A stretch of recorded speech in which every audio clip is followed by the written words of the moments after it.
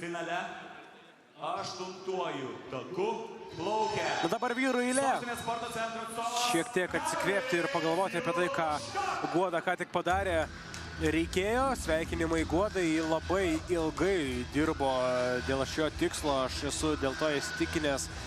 Manau, kad tikrai vienas iš tų šviežiausių tikslų karjeros buvo būtent gerinti tą Lietuvos rekordą, kuris priklauso Kotrynai Teterevkovai. Ir dabar jį tai padarė, pagaliau išaušo jos valanda. Vaikinai 400 metrų kompleksiniu būdu. Jų finalas. 8-ame takelėje Karolis Juška iš Vilniaus, Vilnius Navickas, Šiauliai 1-asis takelis, 7-asis takelis Klaipėda Danilas Žučkov, 2-ame takelėje Vytis Vaitulionis, Marijampolės sporto mokykla. 6-ame takelėje Knašaitės, kurią matėme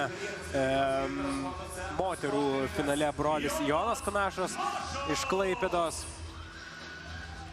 Vilius Keršys, Lietuvos rekordininkas iki 13 metų šioje distancijoje, 3-ame takelėje.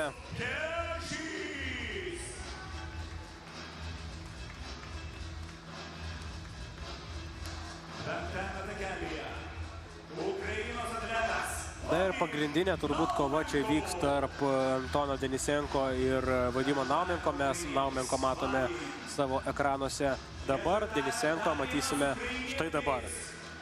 Abu jie lenktyniavo rytiniuose plaukimuose, abu jie buvo viename plaukime. Tiesa, Denisenko ten plaukė, pamename, viduryje baseino, o Naumenko buvo nugrūstas į patį baseino kampą. Ir iš kraštinio takelio Naumenko visgi laimėti to plaukimo nepajėgė. Tačiau ant popieriaus ir žiūrint į karjeros rezultatus, tai Naumenko yra kiek stipresnis plaukikas, plaukiant 400 metrų kompleksiniu būdu.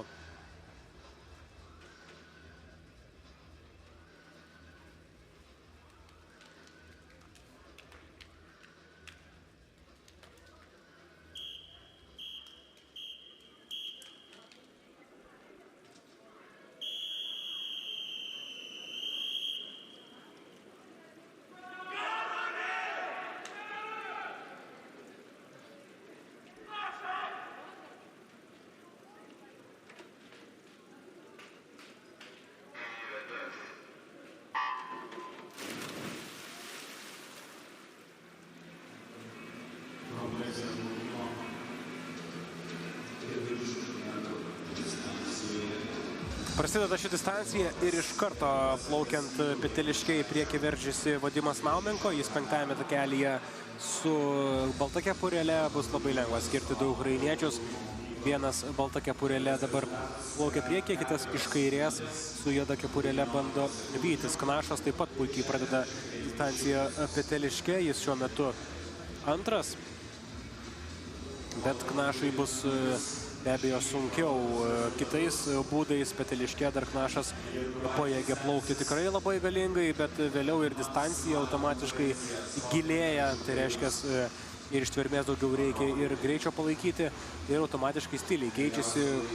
Tarp jų ir, pavyzdžiui, nugarą, kurią netrukus matysime. Ir ten esu įsitikinęs, kad ukrainiečiai plaukikai išlys į priekį, o štai antrosius 50 metrų Peteliške puikiai įveikęs Antonas Denisenko veržiasi į priekį.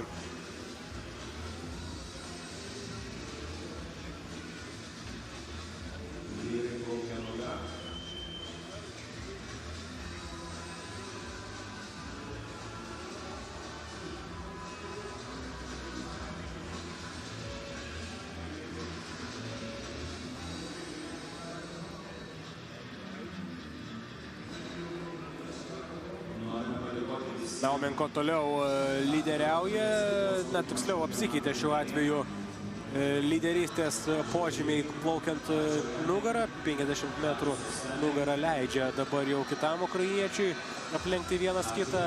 Na, o krūtinė turbūt Naumenko tas pranašumas turėtų didėti ir didėti daugiau, nes krūtinė tikrai neblogai Naumenko plaukia. O Denisenko bandys turbūt išlaikyti savo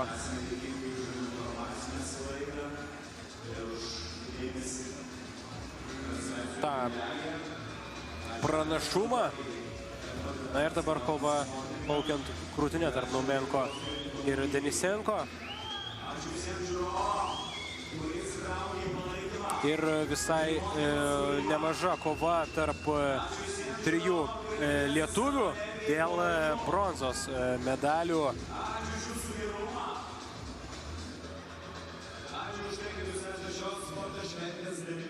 Ačiū gerbiamieji žiūrovai, ačiū treneriai, ačiū sportininkai, ačiū mamos, tėčiai, seneliai, močiutės, ačiū broliai ir sesės, ačiū visiems, kas esate šalia mūsų sportininkų, mūsų atletų, šalia tų žmonių. Taip, ir mano minėtas Naumenko krūtinė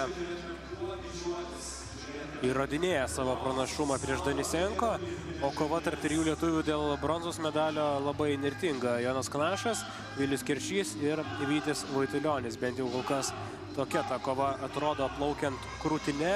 Ji be abejo gali vis labiau ryškėti, kai pereisime prie paskutinių stadijų plaukiant laisvuoju stiliumi. Ukrainiečių kovoje laimi Naumenko, Denisenko dabar turės bandyti Vytis plaukiant laisvuoju stiliumi. Kalbant apie Vytis, Vytis plaukia antrajame takelyje ir stengiasi laimėti bronzą Marijampoliai. Trečias šiuo metu bronzinėje pozicijoje yra įsitaisęs Jonas Kanašas, kuriam lieka laisvuoju stiliumi plaukimas. Ir paskutinė viltis dėl bronzos, bet bus sunku labai padaryti tai prieš Vilių Keršį, kuris yra jaunas, bet jau, kaip ir minėjau, Lietuvos rekordininkas iki 13 metų amžiaus grupėje ir akivaizdu, jog talento plaukti kompleksiniu būdu tikrai turi, bet norint gerinti Lietuvos rekordus, sakykime, iki 15 arba iki 17 metų, tai ten labai bus sudėtinga, nes kapočiai tie rezultatai priklauso visai neblogi.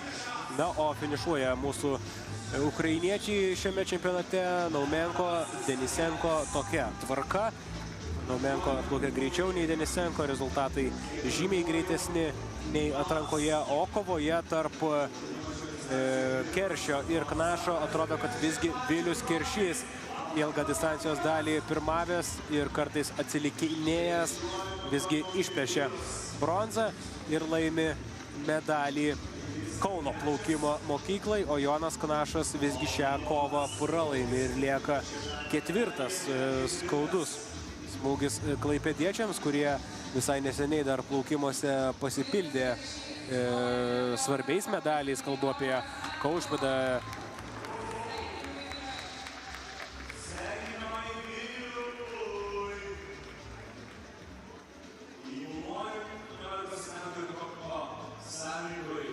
Taip, o Vilius Keršys, reikia paminėti, kad visgi ima ir pagerina Lietuvos rekordą iki 15 metų.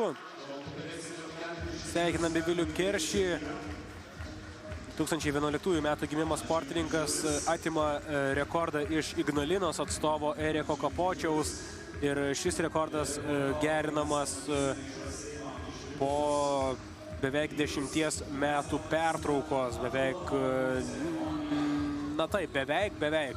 10 metų praėjo, dar 7 dienas ir būtų lygiai 10 metų. Taigi 10 metų netempė Eriko Kapočiaus rekordas iki 15 metų ir nuo šiol Vilius Keršys istorijos metraščiuose matys 2 kartus savo vardą ir pavardę prie rekordo iki 15 ir prie rekordo iki 13 metų. Sveikinam Vilių, ne tik bronzos medalis, bet ir Lietuvos amžiaus grupių rekordas.